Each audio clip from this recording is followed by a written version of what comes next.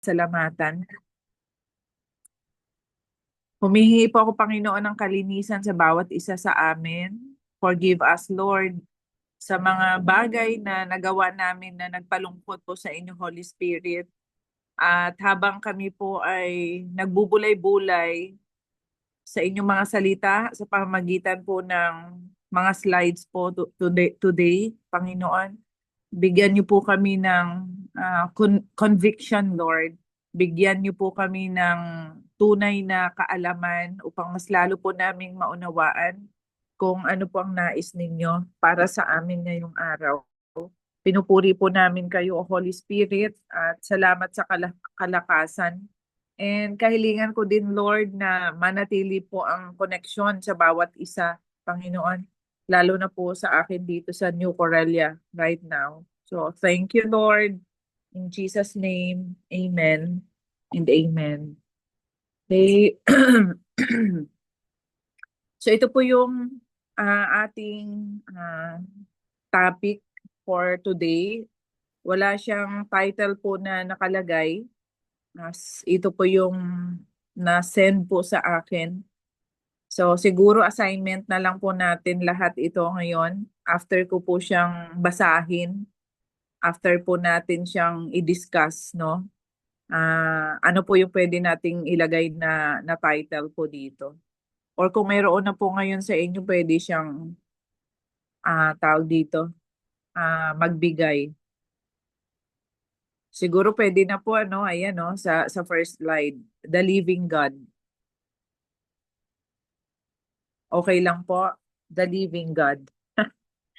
Sige. Sige po. Ang sabi po dito, Daniel, servant of the living God, has your God, whom you serve continually, been able to rescue you? So Daniel 6:20, ang may sigaw po nito na mayroong ubod ng pag-aalala ay ang Haring Darius. We find the expression, the living God, many times in the scriptures, and yet it is the very thing we are so prone to forget. Connected po ba tayo? Hopefully, nakakonect po tayo dito sa first slide na sinasabi po, ano. Sa next slide po, Ate Finet, please po. We know it is written, the living God, but in our daily life, there is almost nothing. We lose sight as often as the fact that God is the living God. We forget that He is now exactly what He was 3 or 4,000 years ago, that He has the same sovereign power, and that He extends the same gracious love toward those who love and serve Him. Amen. Next slide po, Ate Pinet. We overlook the fact that He will do for us now what He did thousands of years ago for others, simply because He is the unchanging, living God. What a great reason to confide in Him, and in our darkest moments to never lose sight of the fact that He is still and ever will be the living God. So ngayon po, ang dami pong mga situations na nangyayari po sa mga personal na buhay po natin. As in, sobrang dami. And inaatake po tayo ng pagdududa. What if? Tapos, share ko lang po, no, sa itong sa slide na ito. Noong nakaraang Tuesday, mayroon pong isa sa mga kapatid po nung kinasal na member ko. First time naming magkita. Tapos sabi niya gusto niyang magpa-pray sa akin. So, pinagbigyan ko po siya. First time ko po siyang nakita, first time ko po siyang na-meet. And then, bago po kami nag-start to pray, may pinarelease na agad si Holy Spirit sa kanya. So sabi ko, Joseph yung kanyang pangalan. Sabi ko, Brother Joseph, sabi ko, first time kitang na-meet, hindi kita kilala. Ngayon lang din tayo nag-usap.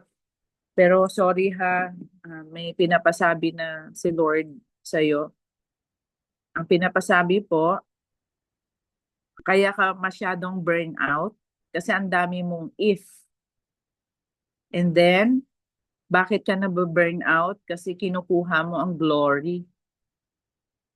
Sabi ko sa kanya, pinapasabi ni Lord na hindi naman tayo ang pinako at namatay sa cross, kundi si Jesus. Kaya hindi natin pwedeng kunin yung glory kasi masyado po yung mabigat para sa atin. Ang obligasyon lang po natin is to obey to Him. Tapos umiyak na po siya ng umiyak.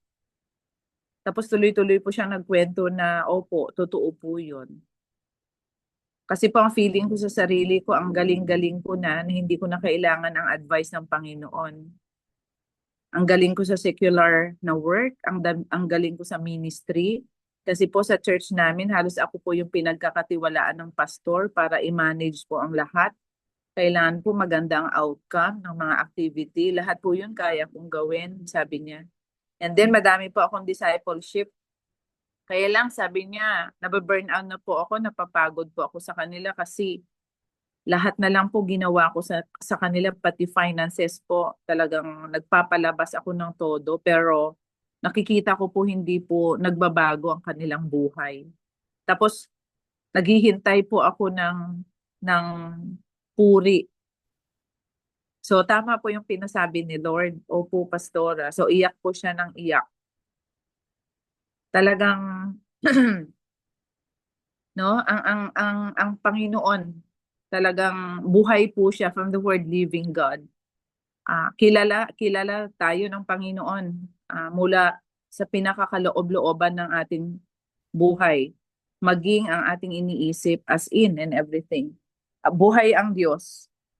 So sa pagiging buhay ng Panginoon, ito dapat yung magiging kultura po natin, lalo na tayong mga manggagawa. Hindi lang bilang pastor, kahit na lay ka or ordinary member of the church, as long as alam mo na buhay ang Panginoon. So, ibig sabihin, ito po yung isang napakatinding kasiguraduhan for us to work sa vineyard ng Panginoon na hindi po tayo lalabas na kilos tao, kundi lagi po tayong nakadepende sa kanyang pagiging buhay. Kasi personally po, nakakapagod ang sumunod sa Panginoon kung hindi po natin talaga nauunawaan yung pagiging buhay ng Panginoon sa bawat isa sa atin. So kagaya po ni Joseph, mababurn out po tayo, mapapagod. Dahil akala natin patay ang Panginoon, no, sa mga ministries. At alam ko sa atin sa Daybreak walang ganon. Dahil dumidepende tayo sa Panginoon. Amen ba? Dumepende po tayo sa Panginoon sa lahat na balakin talaga kasi nakakapagod po ang dumepende sa sarili. Wala po talagang mangyayari. So next slide po, please, Ate Finet. Sabi dito, be assured if you walk with Him, look to Him, and expect help from Him. He will never fail you. Ito po yun, ang realidad. Be assured. If you walk with Him, look to Him. Kasi ang dami pong ang dami pong nakaabang around us.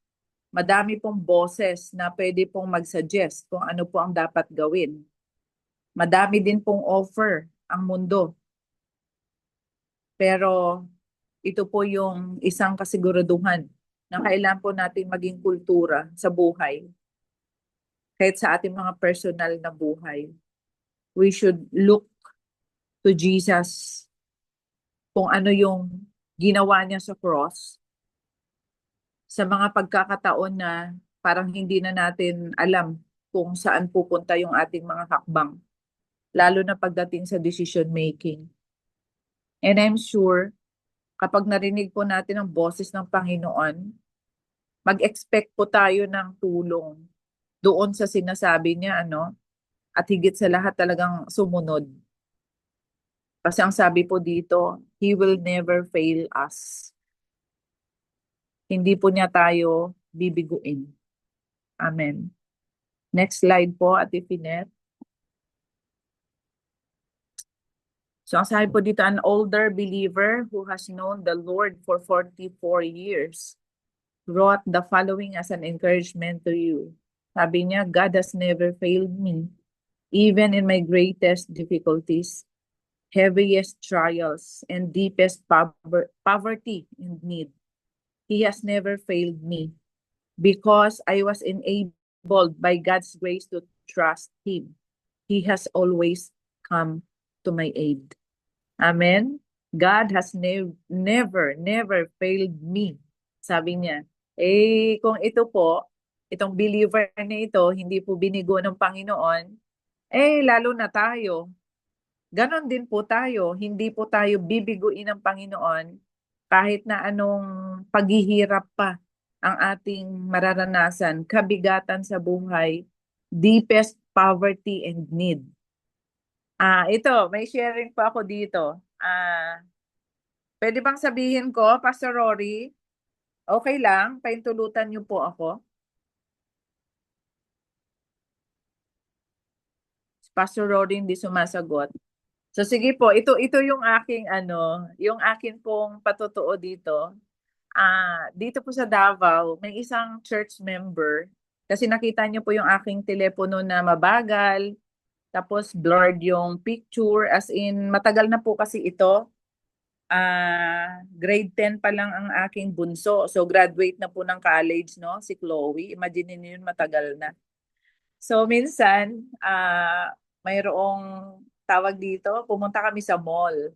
Tapos nakita niyo yung phone, sabi niya sa akin, Pastor, sabi niya may card ako. Pwede kang gumamit ng card ko. Palitan mo na yung phone mo kasi luma na sabi niyang ganon. Tapos sinabi ko sa kanya straightforward. Sabi ko, sorry. Sabi ko, pwede pa tong phone ko. Tsaka ang iniisip ko, sabi ko, kapag ginamit ko yung card mo, sa pakiramdam ko lang, no, parang mawala yung aking integrity as pastor na nagpi-preach ako tapos hindi tawag dito, parang hindi nagmamanifest yung power ng word kapag ah tinanggap ko yung alok mo na gumamit ng card mo kasi what if hindi ako makakabayad sa tamang panahon. So mabigat sa akin 'yon. Sabi ko thank you. Hindi ko po siya tatanggapin. Do kahit na ako po yung magbabayad. So hindi talaga ako gumamit. And then one time, mayroong nag-isang alok na dahil nalaman niya nga na luma yung phone. Kung minsan mabagal akong sumagot kasi nadidelay yung mga messages, nagta-traffic, no? So sabi niya, sige, magsisid ako ng 5,000. Kaya lang sabi niya, isisend ito sa account mo ha, mag-open account ka. Dahil kung hindi namin isisend. So, kahit na 5,000 lang ito, kung gusto mo ng phone na mas mahal, dagdagan mo na lang. So, ang saya. So, to cut the long story short, talagang pinagsikapan ko pong makapag-open ng bank account kasi ang tagal na pong inuutos sa akin ni Lord na mag-open ng bank account, hindi po ako sumusunod. So, nang dahil doon siya nag-promise ng 5K pang-add, pambili ng phone, nakapag-open ako ng bank account. So, pinadala niya na po.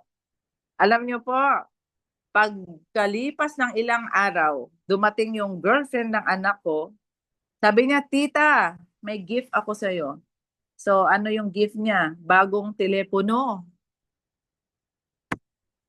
Nakita niyo po yun?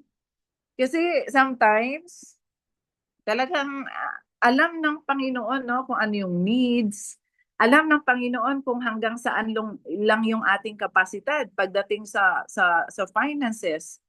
And alam ng Panginoon kung gaano po ako nagiging tapat sa Kanya pagdating sa finances. Alam niyo po yung ganun, okay lang na makita ng mga yayamanin kong miyembro ng telepono ko buk-buk-buk. Pero hindi ako kakagat sa offer ng enemy na gumamit ng kanilang card just to have bagong phone tapos uutangin ko. Tapos what if hindi ako makabayad sa tama? Eh di hindi po siya maganda. Hindi po siya makakapag-witness, no? Pagtayo ko sa pulpito ng Panginoon. Yun po yung stand ko. Kaya sabi ko, Lord, talagang napakagaling mo talaga, no? Ayan, binili niya ako ng bagong telepono, hindi wala po akong utang. Tumubo pa ako dahil yung nagbigay ng 5K, napunta siya sa isang kailangan paggamitan na sobrang that time, wala po akong ganun kasapat na hawak. But the moment na sinend yun sa akin, yun din yung araw na talagang, wow, Lord. Amen? So God sees us. Alam niya kung tayo ay totoo, tapat pagdating sa ating mga finances. Kaya wag po tayong magpasubok, no, sa enemy. Kasi kapag naging tapat po tayo sa Panginoon, sa mga request nating mga kung ano-ano, kayang-kayang ipagkaloob yan ng Diyos. Konting hintay, sapat na tiwala sa Kanya. Kasi siya ang living God and He knows everything we need. Amen? Amen. Hindi tayo bibiguin ng Panginoon. Next slide po, mahal kong Ate Finet. So ang sabi dito, I delight in speaking well of His name.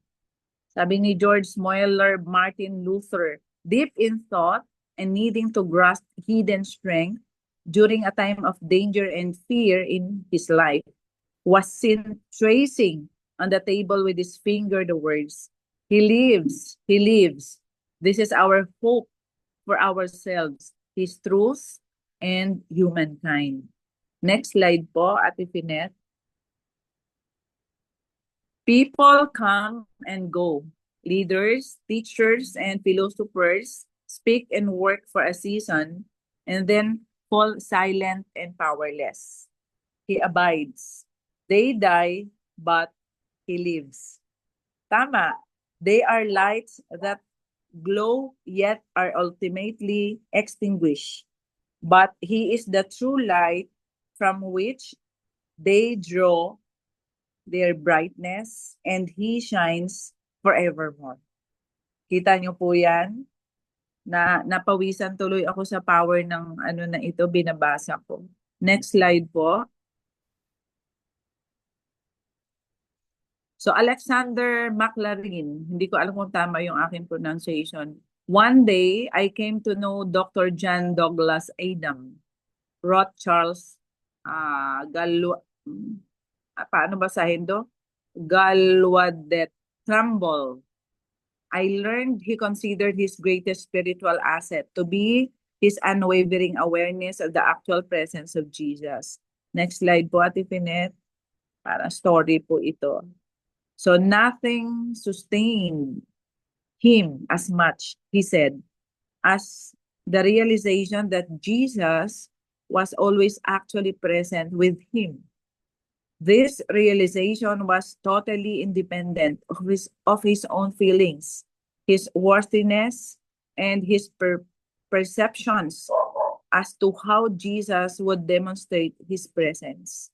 Next slide po.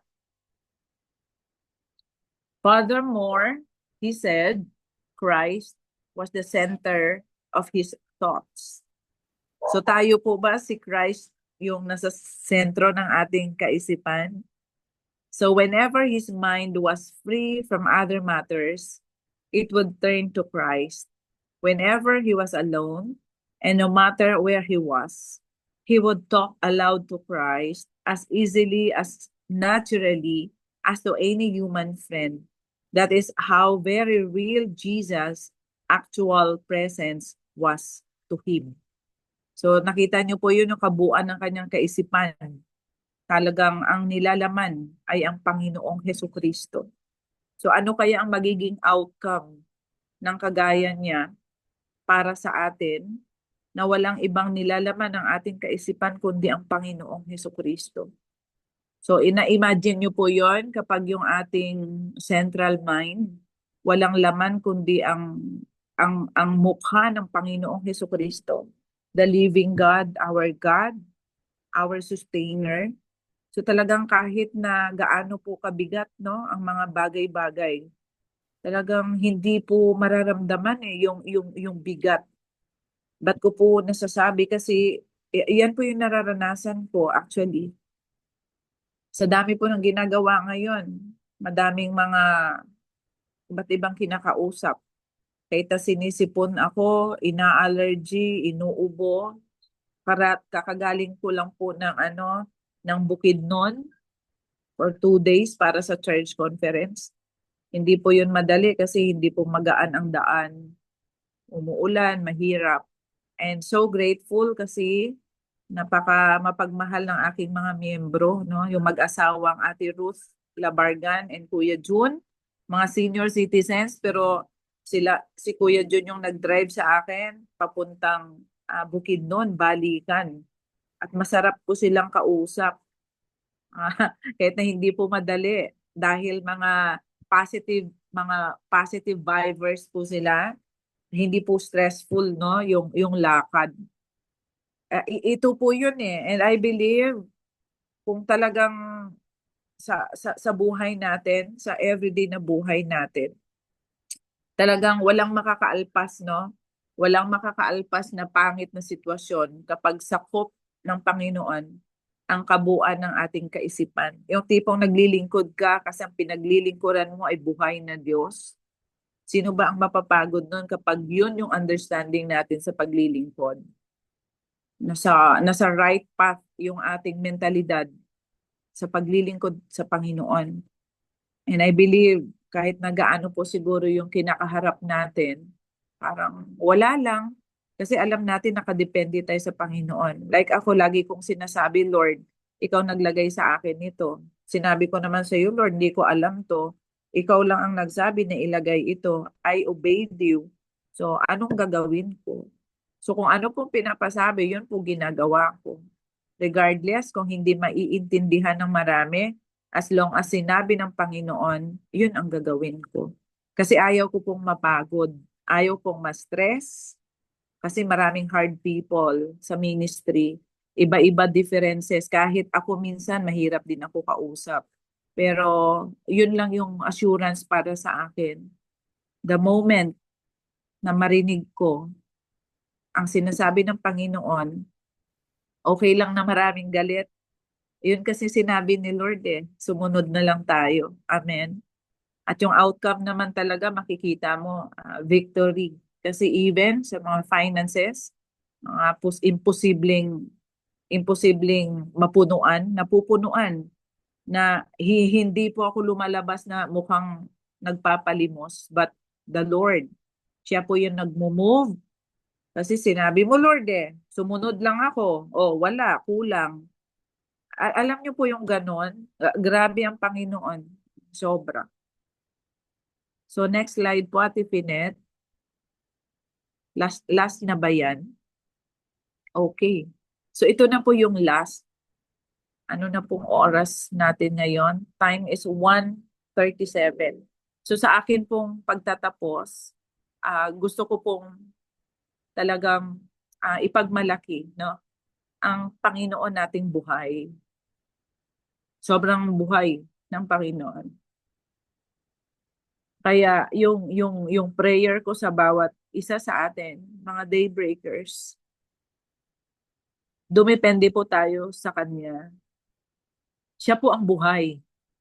So dahil buhay po siya, yung pagiging Panginoon niya, hindi po natin kayang tapatan, hindi natin kayang sukatin.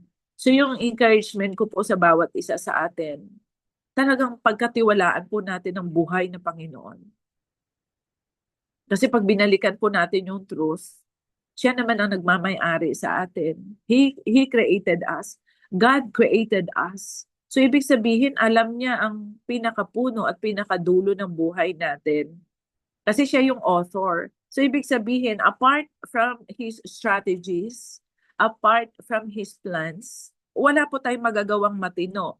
Kung tayo po ay kikilos, magdidesisyon, magtitiwala sa sarili natin. Sariling alam, sariling sariling strategies, sariling income, sa mga taong nakapaligid sa atin na inaakala nating magagaling at matatalino. Wala po. Kaya sa topic natin today, wag po tayong matakot. Kagaya ni Daniel, no? Talagang nung inihulog sila doon sa kulungan ng mga leon, talagang sumigaw ang Haring Darius na mayroong pag-aalala. Talagang pag-aalala na parang hindi ko alam kung anong klaseng boses yun, no? Kaya ba kayong iligtas ng iyong buhay na Diyos? So in the midst of so many trials, no? Mga pinagdadaanan natin sa mga ministries, mga pastors and lay people in this platform. Buhay po ang Panginoon. Naririnig niya tayo. Alam niya po kung anong concerns. Alam niya kung ano yung pangangailangan. Alam niya kung hanggang saan po tayo. Alam ng Panginoon kung ano ang ating kapasidad. At alam ng Panginoon kung hanggang saan lang po tayo. So we are so limited. But kailangan nating maging grateful because our God is so limitless. So powerful. Buhay na Diyos. Hindi siya nagkukulang. Hindi po siya nagtatanong. Hindi po siya nagdududa. At hindi niya tinitingnan kung ano at sino po tayo.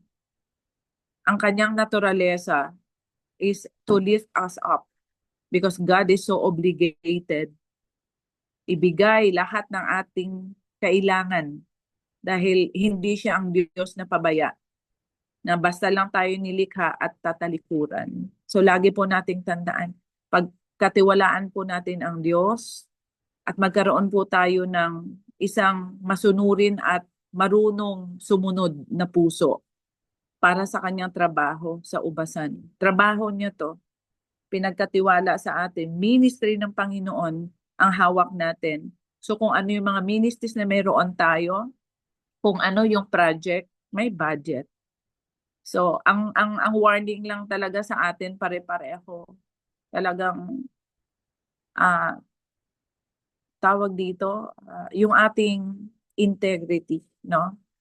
Yung integridad natin sa pinagkatiwala ng Panginoon, lalo na sa finances. Ano po yan? Napaka-critical na situation na nararanasan ng bawat isa, specifically sa mga churches. Tayo mga pastors, huwag tayong magpasilaw, huwag tayong basta-basta nagdidesisyon na ikakasira ng ating integridad, lalo na pagdating sa pera. So our God is so abundantly able and willing to provide our needs. Indeed, ministry niya ito, hindi sa atin. Pinagkatiwala lang sa atin. So ano man yung mga sitwasyon, balikan natin ang Panginoon. And I believe God is able to provide. So thank you po. This is the word of the Lord for us today. In Jesus' name, amen and amen. Thank you po. Amen and amen. Wow, praise be to God at salamat Pastor Queenie for delivering the message of God to us at this time. So I believe marami po tayong mga reflections while we were listening.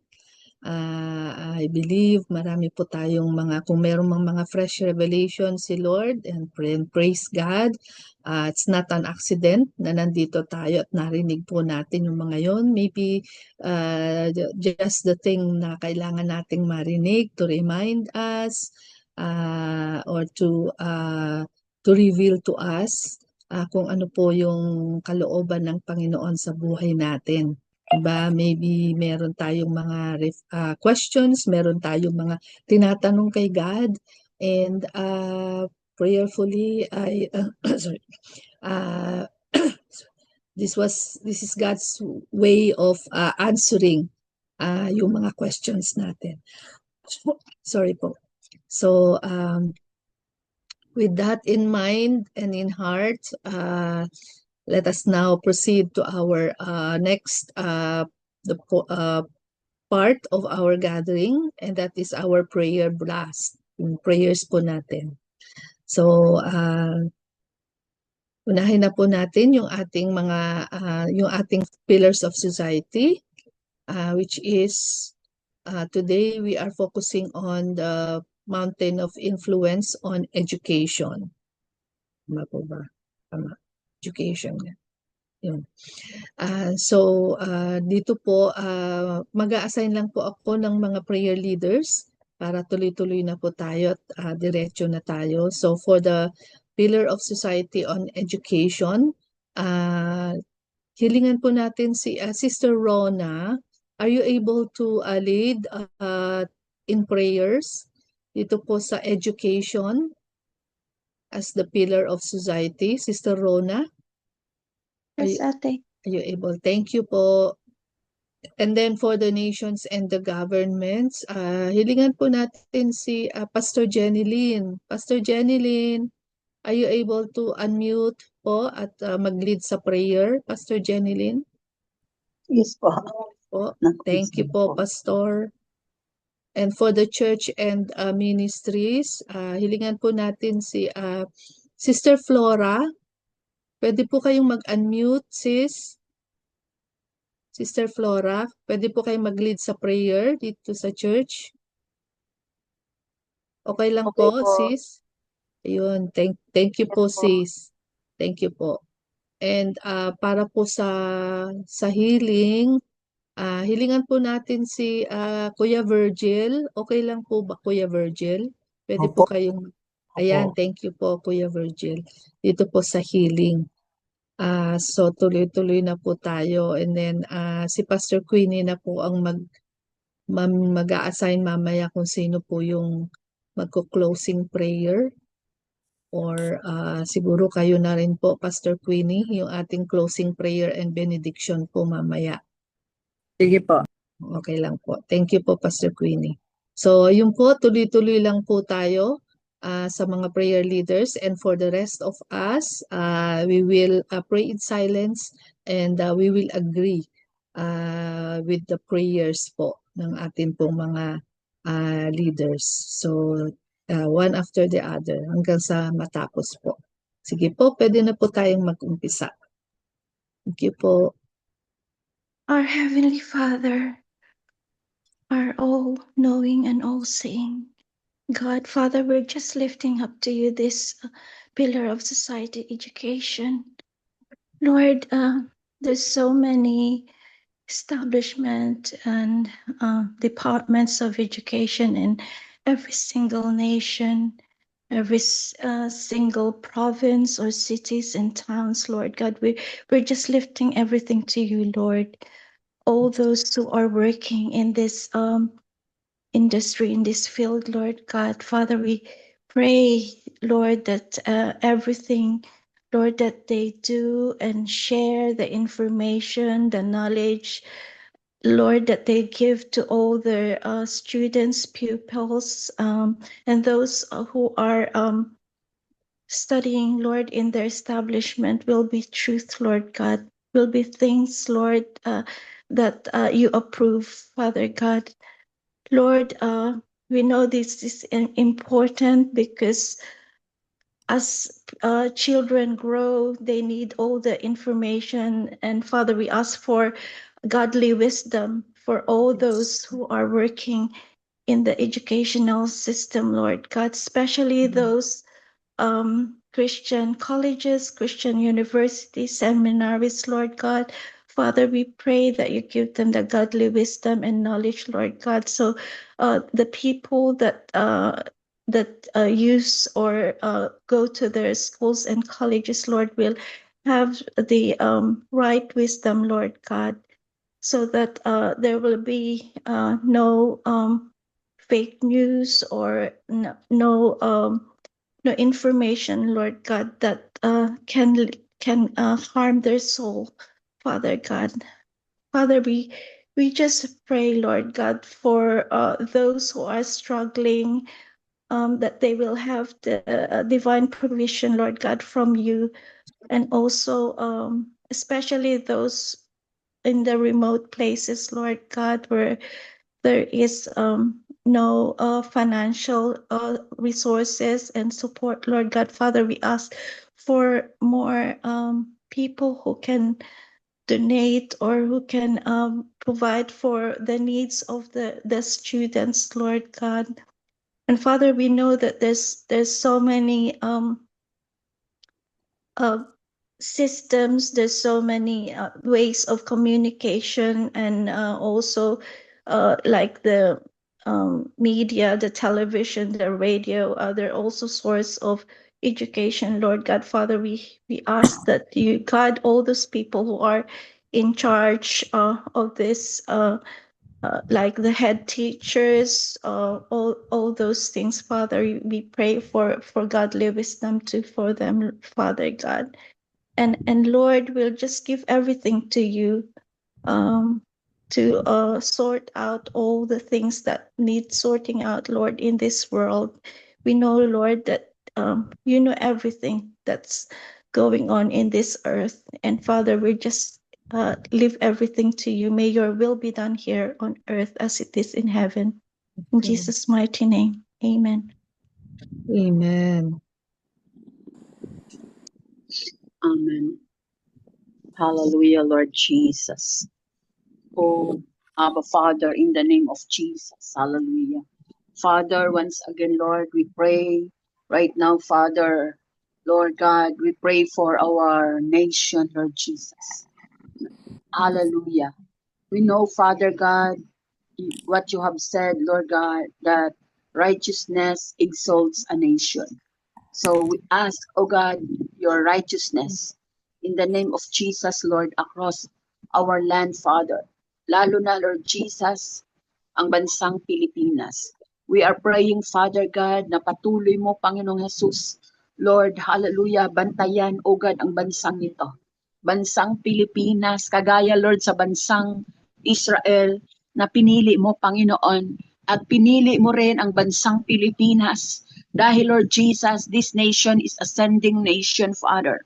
So we are praying, Father, na kung anuman, Panginoong Jesus, hallelujah, ang kinakaharap ng aming bansa, hallelujah, Lord God, lalo na, Lord God, hallelujah, sa mga tao, Panginoong Jesus, mamamayang Filipino na naghihirap, mga taong walang matitirhan, taong walang matutuluyan na bahay, mga taong grasa, ang daming tao ngayon, Father, lalo na sa mga syudad.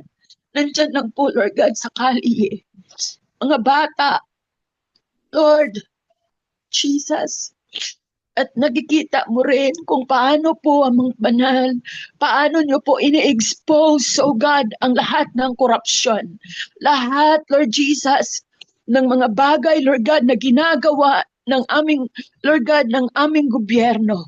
Lord, naniwala po kami kahit, Lord Jesus, sa Old Testament, kung nabasa namin yung mga salita, kung bakit paikot-ikot ang Israel, Father God, sa wilderness.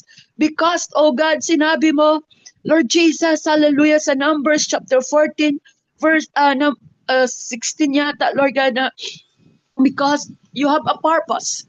Ang purpose mo, para, Lord God, kunin, Lord God, ang lahat, Lord God, ng mga gante or anak ng mga Amalekites, oh God. At ngayon, hinayaan mong expose ang lahat ng katiwalian sa gobyerno.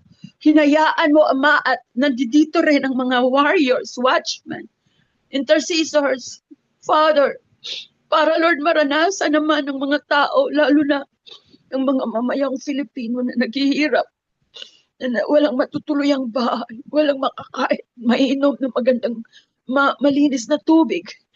Wala, hindi makapaligo dahil sa sobrang mahal, inflation, mga nagkakasakit na hindi madala sa hospital. Father, nawa po mabuksan ang puso't isipan ng mga mayayaman sa bansang ito. Makikita nila hindi lang sarili nilang kapakanan, ang pagpapayaman, ang mga, Lord God, Ama, aming Panginoon. Kaya Lord, kaawaan mo, lingapin mo ang bansang ito. kahit ang aming gobyerno, Father, my prayer, Father God,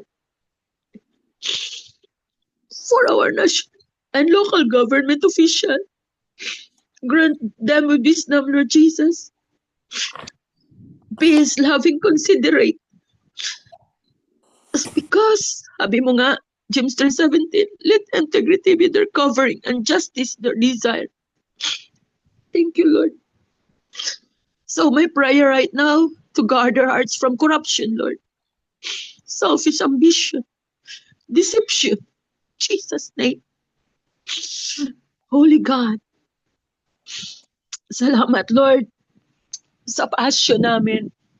Hindi lang kami nagpipray, magkus nakita namin, Lord, ang kalagayan, pinakita mo sa amin ang kalagayan ng bansa.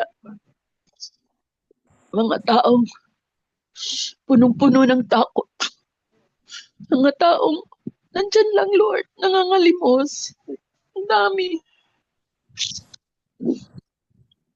At lalong naghihirap ang bansa. Tulungan mo aming Panginoon. Kaya, Lord, ang tanging talangin, kaming nakakaalam ng katotohanan. Turuan mo rin kami na magkaisa na at ang ilagay sa aming puso't isipan ang kalooban mong mangyayari at yun ang aming sundin. Salamat po, Father. This we pray, Lord, in Jesus' name. Jesus' name. Amen.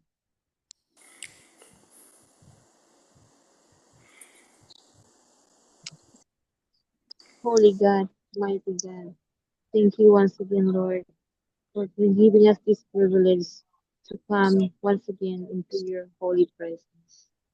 Thank you, Lord, that you woke us up all alive this morning with a great zeal and passion to come into your holy presence, Lord God, and to pray for the church and ministries. We just want to say thank you, Lord, for the churches where we belong. We thank you for the ministries that you have entrusted to each and every one of us. We know, Lord, that without the power of the Holy Spirit within us, we cannot, oh Lord God, obey you in the way you want us, Lord God, to be, oh Lord God, and the light and the salt to those people around us who still does not know you, especially, Lord God, in the nations here in the Middle East, wherein the people they don't believe that you are the Son of God, dear Jesus. They believe that you are just a prophet. So I pray for the churches, Lord God, to represent Jesus well, Lord, that the people around us who are still to be saved will really come to know you through all, oh Lord God, the members of the church, starting from the pastors, the leaders, the deaconess, and even all the members, starting, oh Lord God, from our leaders to the members. And so we just want to say thank you. This time, Lord God, all your children, Lord, will just obey you, and that your words are the only ones that will be preached in the pulpits. And that, oh Lord God, all of us, your children, will do your will and bear the fruits of the Holy Spirit so that the people, Lord God, can see Jesus. And Lord, we pray for all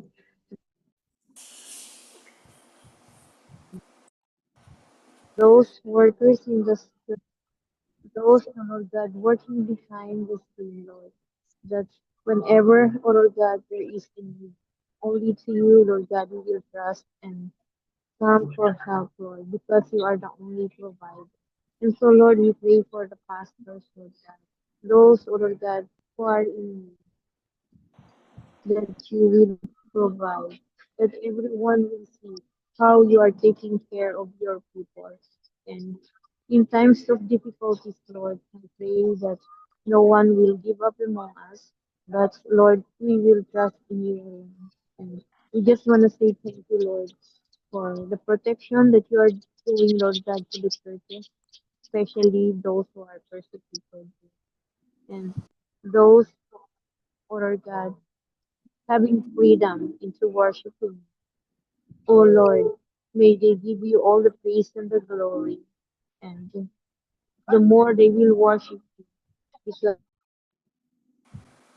Lord God, the freedom that you are giving. And so, Lord, we pray once more, Lord, cover the churches with the blood of Jesus, including the ministries of that, Lord, the name of the Lord Jesus Christ will be glorified all over the world.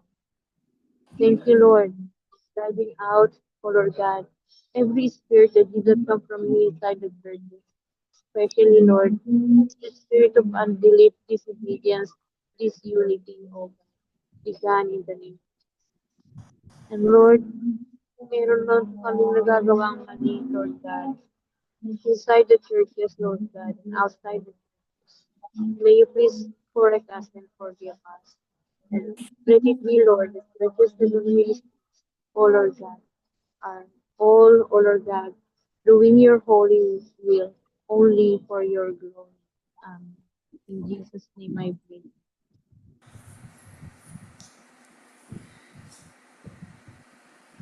Let's continue to pray for we lift up, oh Lord God.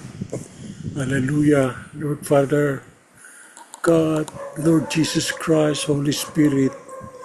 Right now we lift up our brothers and sisters who are sick and with ailments, oh Lord. Bless each and every one of them, O Lord. Touch their hearts, touch their body, mind, and spirit, O Lord, that they may be healed and know more about you, O Lord Jesus. Panginoon, unang-una nagpapasalamat po kami sa kagalingan na natamo na sa aming panalangin sa iyo na pagaling mo at alam namin magaling na si Pastor Nicao sa kanyang atake sa heart stroke noon, gayon din po si Pastor Paul at yung aming mga ibang kapatid na nagsipaggaling. Gayon din po si sister namin, si Olive De Leon, Panginoon, na alam mo na may Big C daw, Big C. Pero hindi po Big C yun. Kayo po ang Big C namin. Kayo ang Christ namin na magpapagaling sa amin, Panginoon. Nagpapasalamat din kami sa kagalingan ng lahat ng aming mga kapatid na humingi ng intercession na we stand in the gap for them, O Lord, na lahat pinagaling mo. Tama po yung sabi ni Pastor Aquini, you are a very good God. You are always with us whenever we need you. Kung kailangan ka namin, Panginoon, nandiyan ka po. Nandiyan ka kaagad na lumalapit sa amin at sinasagot mo ang mga pangangailangan namin, lalo na po sa aspeto ng kagalingan ng bawat isa sa amin.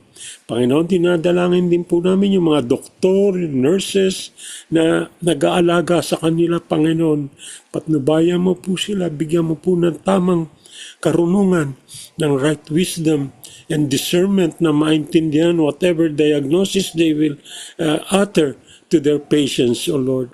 Lord Father God, dinadalangin din po namin ang aming mga kapatid na nangangailangan ng tulong, yung provide po ng provision nila sa gastusin, sa ospital, pambayad sa doktor, sa mga gamot na bibiling, Panginoon.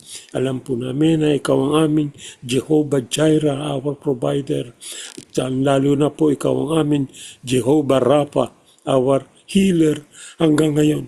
Hindi po namin tinatatwa na kayo ang laging nasa tabi namin na every time we ask, we seek, and we knock. Nandiyan ka po. Lahat po ng gawain na yun, nandiyan ka at sinasagot mo kami. Panginoon, sa ngalan mo at sa pangalan ni mighty name of the Holy Spirit, alam po namin na gumaling na yung mga may sakit ngayon. Ikaw po may kakilala sa kanila, kilala mo ang bawat isa sa amin. Panginoon, ang aming mga pangangailangan, ikaw po ang tumugon sa bawat isa sa amin, Panginoon. Lahat po ito ay amin dinadalangin sa pangalan ni Jesus na aming tagapagligtas at aming doktor na walang katapusan na pagpapagaling. Amen. Amen. Amen. Amen and amen. Praise be to God. At bago po tayo mag-closing prayer, to be led by pangunang patayo ni Pastor Queenie, meron po ba tayong mga birthday celebrants sa araw na ito? Para po ma-bless namin kayo and pray for you. Or wedding anniversary, meron po ba in the room? Wala po yata. Okay, so before we have the Thanksgiving prayer, mga kapatid, may I encourage you to open your microphones and even your cameras if you are able, at ipag-pray po natin si Pastor Queenie. Let's prayer blast for Pastor Queenie being our devotion leader po today. So, tayo pong lahat mga kapatid, let's do that now. Hallelujah. Father, we thank you for the life of Pastor Queenie. Lord, Salamat, Panginoon, Lord, na muli ay we're ginagawa just lifting up to you, niyo ito, Panginoon, Pastor Queenie, sa amin. Ang who inyong love you so much and who's doing so much for your glory. And Father, we continue to pray, bless Lord, her, Lord. that you continue The to ministry that you have entrusted to her, provide for all her needs, Lord God. being Her the family, provide for presiding her elder family, sa especially for her church, Lord, Mindanao, God, Panginoon. so she can do the Lord, work kayo that po you have laging sumama sa given kanya. her, Lord God. Father, we Continue ask to for bless her with your strength protection, so that she doesn't burn out. visions, We Panginoon, ask, Lord, for maapaw-apaw, good health. ang And Lord, we blessings also na ask inyo sa kanya. for your divine protection, especially she Lord, travels a lot to go to these remote places. wisdom, So knowledge, she Panginoon, can Lord, and that yung desire sa heart niya, Panginoon, always in spread the alignment. gospel, Lord God, to Panginoon, people who don't know you yet. And din Father, kanyang also pamilya, bless their at companions ang kanyang kabuuan ng as kanyang they go to sambahayan these places.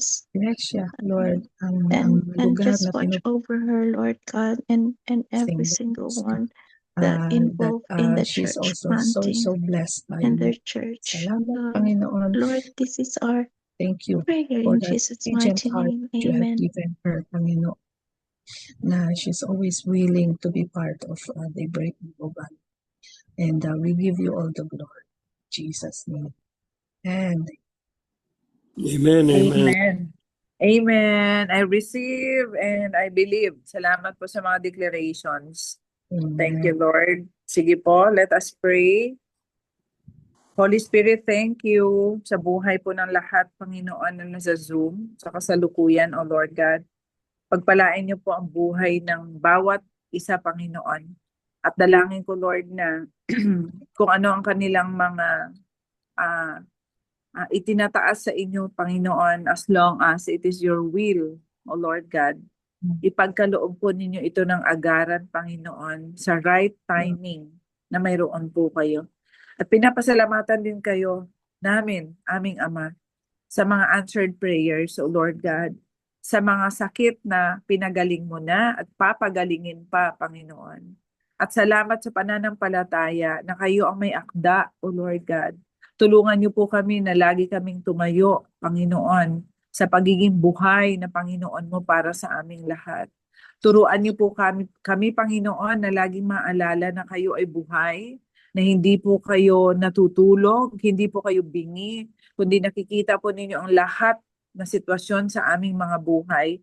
At salamat dahil hindi lang po kayo ang aming Panginoon, kundi kayo po ang aming tatay na sobrang napaka-great provider, Panginoon, na hindi namin kailangan magpaset ng appointment para makausap, kundi talagang you are our present help, O Lord God. Ngayon din, kayo ay nakabukas kung may nais kaming sabihin, hilingin sa inyo. Ang kahilingan lang po namin, Ama, bigyan niyo po kami ng sapat na pangunawa upang maintindihan ang pagiging buhay na Diyos mo sa amin. Na hindi ay ibig sabihin, Lord, kapag nag-request kami or humingi, agad-agad, Panginoon, tulungan niyo kaming unawain na yung pagiging buhay na Diyos mo ay nagkakaloob ka according sa timeline mo, Panginoon. Or sometimes, dahil naka-connect na yan, tawag dito, nakalinya na sa will and perfect timing mo, kaya may mga mabilis. Pero naniniwala ako, Lord, na kailanman hindi niyo po kami hahayaan na mabigo, hindi niyo po kami hahayaan na talagang mawala ng pag-asa dahil sa mga sitwasyon na aming nararanasan. Lalo na Lord sa mga may karamdaman na ang akala Lord talagang ang tagal na may sakit or bakit hindi gumagaling. Kayo po ang nakakaalam, Panginoon, ng mga kasagutan. Ang tanging kahilingan ko lang Lord para sa aming lahat na lagi niyo pong pag-apawin yung aming pananampalataya, ang aming pag-asa, no matter what, regardless, anuman ang outcome, Panginoon, still, you are our living God. You are the best daddy ever. At kailanman, Panginoon, walang bigo po sa amin. Kasi yung pinaka-great na remedy na ayaw maranasan namin yung death, ay nasolusyonan mo na, Panginoon. Kaya yun po yung pinaka-the best na katotohanan na kailangan naming isulat, tandaan sa aming mga kaisipan, sa aming mga puso, na yung ginawa mong great decision, Lord God, yung the best gift ever, Jesus Christ, who died on the cross, na talagang victoriously, yung kanyang kamatayan, as long as tinanggap namin siya, Panginoon, dahil tinanggap namin siya as our Lord and Savior, sure ball, siguradong sigurado na ang tagumpay sa buhay na ito, Panginoon.